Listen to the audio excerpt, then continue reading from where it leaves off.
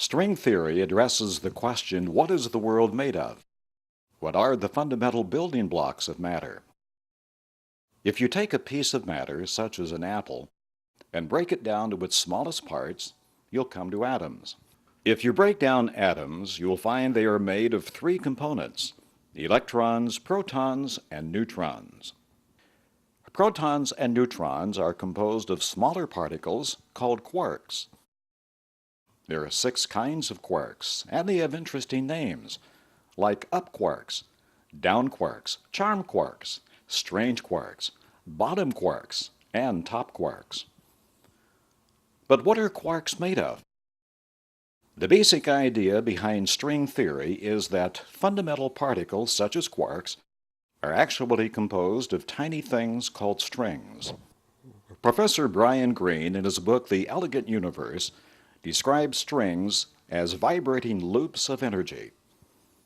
If string theory is correct, then the entire world, actually the whole universe, is fundamentally made up of one thing: vibrating loops of energy. But that's not all there is to it. These vibrating loops, or strings, oscillate in different ways, kind of like the strings of a musical instrument oscillating with different frequencies to produce different pitches.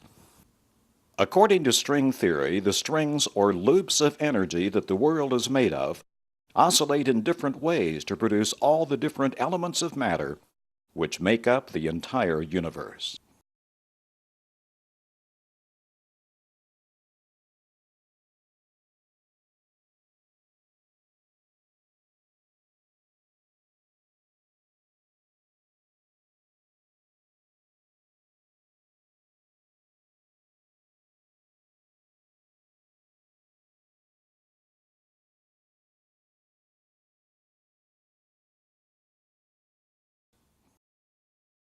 God is constantly speaking to us through His creation in a language without words. And what we are seeing and hearing in creation, or what we ought to see and hear, is that sort of ongoing reverberation, so to speak, of God's voice, His command to let there be. Now that's a pretty awesome thought, that God's voice can be heard right now all around us through creation. And Romans 1 tells us that we're all without excuse. He's speaking to every single one of us every day. The early church saw creation as a book that speaks of God, a talking book, if you will.